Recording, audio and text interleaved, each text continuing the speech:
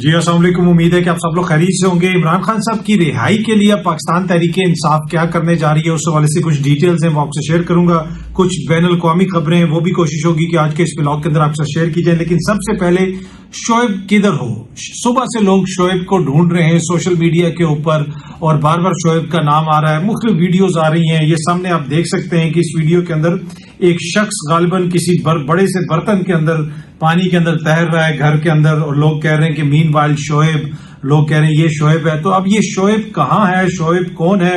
اگر آپ پاکستان تحریک انصاف کے اپنے آفیشیل ٹویٹر اکاؤنٹ پہ بھی جائیں تو وہاں پہ بھی لکھا ہے شعیب کدھر ہو۔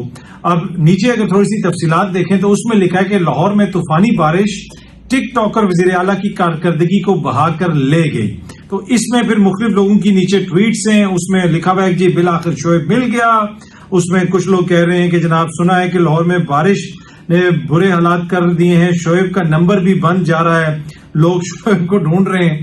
اب یہ آئی ڈونٹ نو شعیب صاحب کون ہے، پر عوام جو ہے وہ شعیب کو ڈھونڈ رہی ہے کہ شعیب کدھر ہے۔ بارش بہت زیادہ ہوئی لاہور میں، کہا جا رہا ہے کہ ریکارڈ ٹوٹ گیا، اور اس کے اوپر اب مریم نواز صاحبہ کے اوپر تنقید بھی ہو رہی ہے۔ دوسری جانب مریم نواز صاحبہ بہت ساری تصاویر شیئر کر رہی ہیں کہ یہ بھی کلیئر ہو گیا، وہ بھی کلیئر ہو گیا، یہ بھی کلیئر ہو گیا۔ اب یہ جو شعیب کا ذکر آ رہا ہے، اب یہ شعیب کون ہے مجھے نہیں پتا، لیکن مریم نواز صاحبہ کی ایک ویڈیو وائرل ہوئی تھی پچھلے دنوں، جو انہوں نے خود ہی وائرل کی تھی۔ ان کی جو بھی اس طرح کی پروموشن والی ویڈیوز ہوتی ہیں، وزیر اعلیٰ صاحبہ کے کام کی جو ویڈیوز ہوتی ہیں، وہ آبویسلی ان کا اپنا میڈیا سیل ہی ریلیز کرتا ہے۔ وہ گاڑی میں جا رہی ہیں اور وہ پوچھ رہی ہیں شعیب کدھر ہو، کہاں پہ بارش ہے، میں لاہور کے راؤنڈ اباؤٹ پہ ہوں، ہمیں تو پانی نظر نہیں آ رہا۔ تو اب جب لوگوں کو ہر طرف پانی نظر آ رہا ہے تو لوگ کہہ رہے ہیں کہ شعیب تم کدھر ہو۔ اب یہ شو کرتا ہے کہ کس طرح سیاست، کس طرح میڈیا، کس طرح کمیونیکیشن بہت زیادہ بدل گئی ہے۔ یہ 80 اور 90 کی دہائی نہیں ہے۔ اس زمانے میں ہو سکتا تھا کہ آپ ایک ویڈیو جاری کریں اور کہیں شعیب کدھر ہو، اور وہ سارا ایک نیریٹو بن جائے کہ جناب یہ میں نے تو بڑی صفائی کر دی، لیکن اب یہ ٹو وے ٹریفک ہے۔ تو پچھلی دفعہ تو شعیب کسی نے نہیں دیکھا، اس دفعہ عوام خود سب کو دکھا رہی ہے سوشل میڈیا کے اوپر کہ جناب یہ ہے شعیب۔ اب شعیب کدھر ہے، یہاں پہ پانی کھڑا ہے، وہاں پہ پانی کھڑا ہے، بہت سارے علاقوں میں پانی کلیئر بھی ہو گیا ہوگا، ہو سکتا ہے کہ بارش بھی بہت زیادہ ہوئی ہو، انپریسیڈنٹڈ ہو۔ لیکن آج کل کے دور میں، جس طرح میں نے پہلے بھی عرض کیا کہ اس طرح کے جو حکمرانوں کی پروموشن کے طریقے ہیں کہ جناب ہم ایک ویڈیو بنا دیں گے اور کہیں گے شعیب کدھر ہو، تو وہ شعیب جو ہے نا will come back and haunt you. تو اس طرح اس لیے کہ یہ ٹو وے ٹریفک، اور وہی اب ہو رہا ہے کہ سوشل میڈیا پہ ہر کوئی شعیب کو ڈھونڈ رہا ہے۔ کہیں پہ کسی کا گٹر ابل رہا ہے، کہیں پہ کسی نالے میں پانی کھڑا ہے، تو لوگ پوچھ رہے ہیں کہ جناب شعیب کدھر ہے، شعیب کو بلایا جائے اور یہ کام جو ہے شعیب سے کروائے جائیں۔ اچھا جی، حکومت نے جو ہے یوم سوگ منانے کا اعلان کیا ہے اسماعیل ہانیہ صاحب کی شہادت کے اوپر۔ کل یوم سوگ منایا جائے گا۔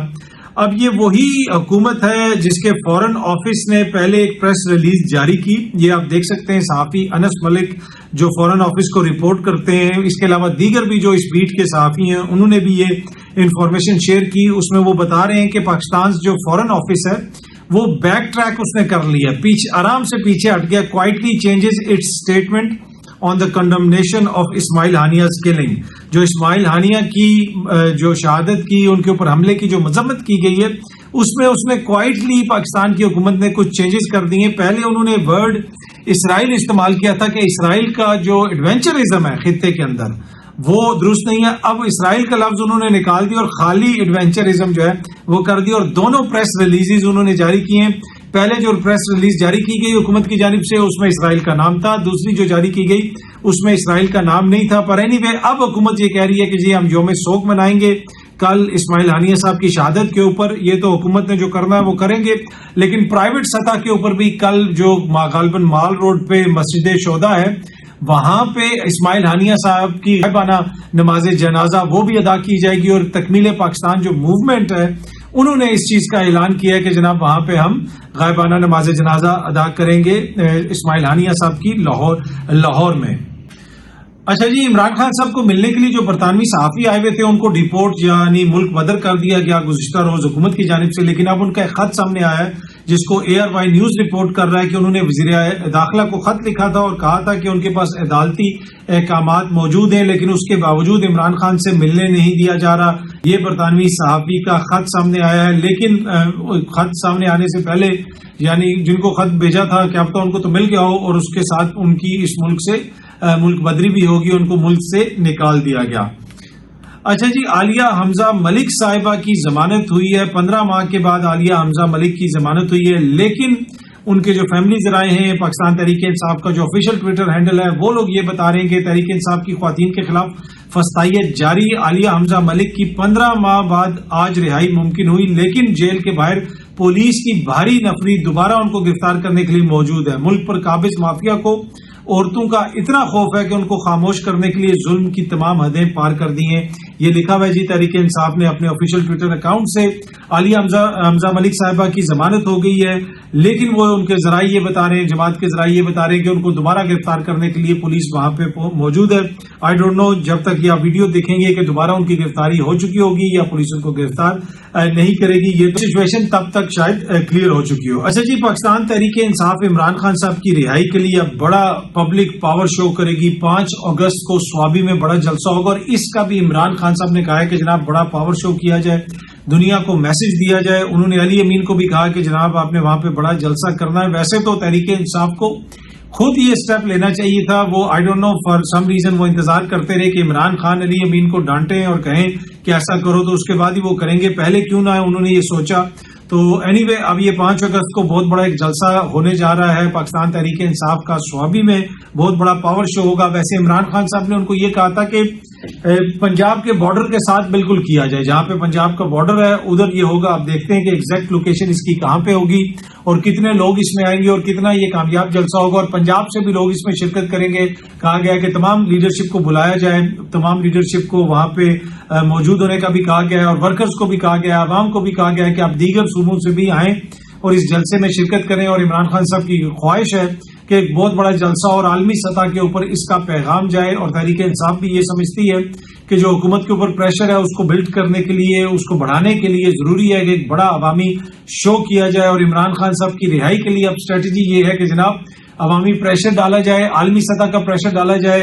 عالمی سطح کے اوپر تو آپ نے دیکھا کہ تحریک انصاف کا جو بیانیہ ہے اس کو بڑی پذیرائی مل رہی ہے، بہت سارے لوگ اس کے حوالے سے بات کر رہے ہیں. لیکن مقامی سطح پہ وہ لوگ، وہ لیڈرشپ جو باہر ہے، بیرسٹر گور بری طرح ناکام ہوئے کہ وہ یہاں پہ کوئی احتجاج کر سکیں، یہاں پہ کوئی اس قسم کی ویو کریٹ کر سکیں جس کو عالمی دنیا کو دکھایا جا سکے کہ دیکھیں جناب کہ اتنے لوگ جو ہیں وہ کس قسم کا مطالبہ کر رہے ہیں. اور ویسے بھی تحریک انصاف بہت زیادہ پاپولر جماعت ہے، بہت زیادہ ان کی سپورٹ ہے. لیکن انفارچونیٹلی بیرسٹر گور صاحب کی جو قیادت ہے وہ قیادت مکمل طور پہ ناکام ہوئی کہ کسی قسم کا بھی وہ بڑا کوئی عوامی جلسہ کر سکیں. یہاں تک کہ خیبر پختونخوا جہاں پہ ان کی اپنی حکومت ہے وہاں پہ بھی علی امین کو اس قسم کی کوئی بات نہیں کر سکے. علی امین اور جو بیرسٹر گور صاحب ہیں وہ ایک پیج پہ ہیں سارے معاملات پہ.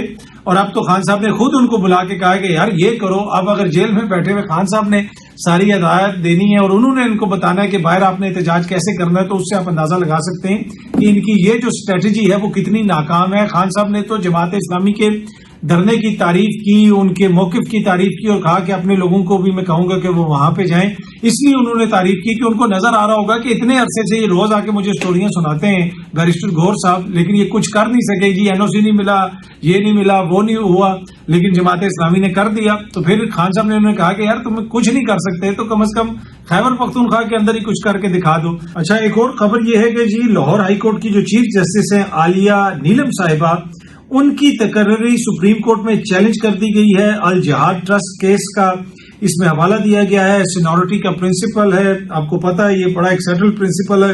جب وہ ان کی تعیناتی ہوئی تھی اس وقت بھی کچھ لوگ کہہ رہے تھے کہ ہو سکتا ہے کہ اس کو چیلنج کیا جائے. اب پاکستان بار کونسل کے ممبر شفقت محمود چوہان کی جانب سے دائر کی گئی ہے جناب یہ جو ان کی تعیناتی کو چیلنج کیا گیا اور کہا جا رہا ہے کہ یہ حامد خان گروپ سے ان کا تعلق ہے. ویسے حامد خان صاحب نے عمران خان صاحب کے کہنے کے اوپر کتنی چیزوں کو چیلنج کیا، کیا کچھ کیا، کتنا عدم اعتماد کا اظہار کیا بہت سارے لوگوں کے اوپر جن کے حوالے سے خان صاحب بار بار کہتے رہے، وہ بھی ہمارے سامنے ہے. پر اینی وے اب یہ جو ہے کہا جا رہا ہے کہ ان کے گروپ کے بندے نے یہ ایک جو تعیناتی ہے عالیہ نیلم صاحبہ کی بطور chief justice Lahore high court کو سپریم کورٹ میں چیلنج کر دیا.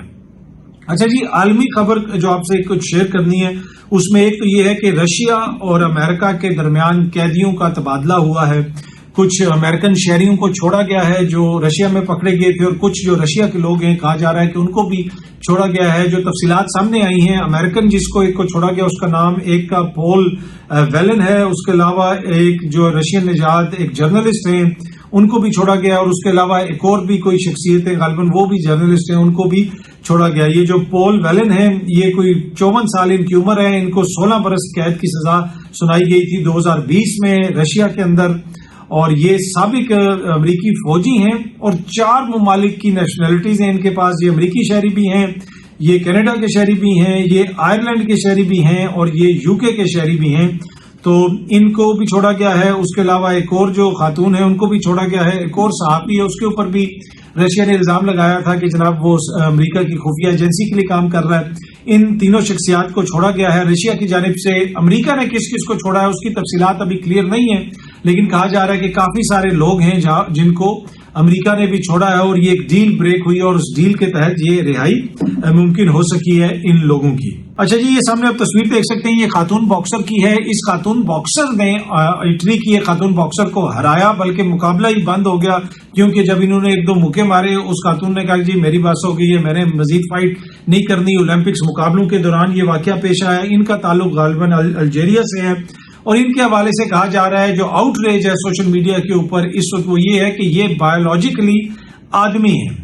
ان کو پہلے بھی مقابلوں سے ڈسکوالیفائی کیا گیا تھا. ان کا جو ٹیسٹرون لیول جب اس کا ٹیسٹ وغیرہ ہوا تو اس سے یہ ظاہر ہوا کہ یہ جو ہے ان میں وہ خصوصیات جو مردوں میں ہوتی ہیں وہ زیادہ ہیں، تو لہٰذا یہ عورتوں سے مقابلہ نہیں کر سکتی. تو اس کے اوپر کافی زیادہ کرٹیسزم ہو رہا ہے، لیکن اس دفعہ اولمپکس کے اندر ان کو اولمپک نے اجازت دی ہے، اور 1-2 مکے مار کے ہی انہوں نے اس خاتون کی بس کروا دی. اور اس وجہ سے اب جو ہے بہت زیادہ کرٹیسزم ہو رہا ہے. لوگ یہ کہہ رہے ہیں کہ کیسے ایک مرد کو آپ ایک خاتون کے ساتھ جو ہے وہ باکسنگ میں لا سکتے ہیں. لیکن ایک طرف دوسری رائے بھی ہے جو یہ بات کرتی ہے کہ آپ جو ہے ایسا نہیں ہونا چاہیے، ایسی ڈسکریمنیشن نہیں ہونی چاہیے.